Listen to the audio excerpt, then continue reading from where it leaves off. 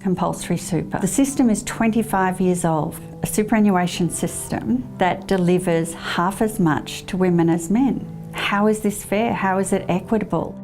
The gender gap in super relates to a whole range of factors, but there are matters around how superannuation is organised, how the system works, that work against women. And we do have a great compulsory superannuation system. It is the envy of the world, which is fantastic. But I think what's become really clear over the decades since its introduction is that we definitely fail groups of particular Australians, and obviously women is one of those groups.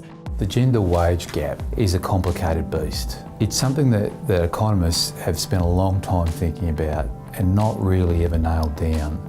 I think sometimes people think the problem is too big, and I think what I like about this suite of policies that Women in Super have come up with is that it's an achievable set of policies that are about ameliorating that disadvantage. It's not saying we're going to fix the gender wages gap, but it is about saying with the policy tools that we have available to us in super and in retirement incomes generally, what can we do that is achievable, realistic and will have a material impact. It is not an acceptable outcome when 40% of single women who retire are living in poverty.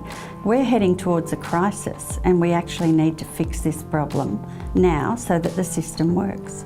Homelessness among retirees we now know is an increasing problem for women, and we need to address that issue and face the reality.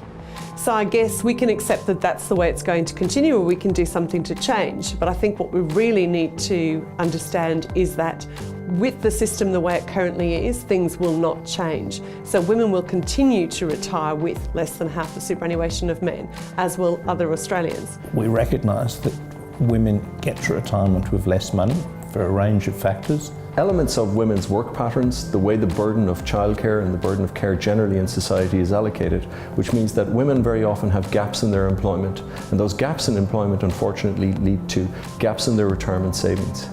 We can do things to address that. We can get rid of the 450 monthly threshold. The government has never followed through and introduced super guaranteed payments on paid parental leave. Our proposal for a $1,000 payment to low-income earners, extensively modelled by Rice Warner actuaries. That the default superannuation contribution rises from 9.5% to 12% as soon as possible.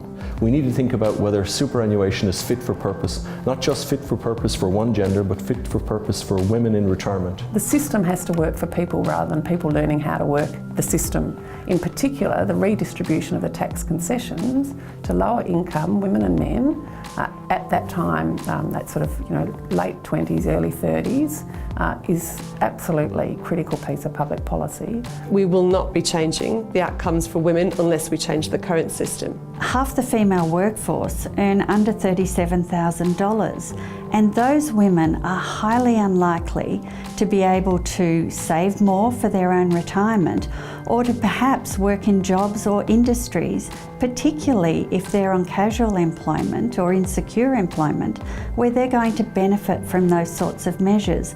It is absolutely critical that we get the superannuation system fit for purpose so all women can look forward to a better retirement.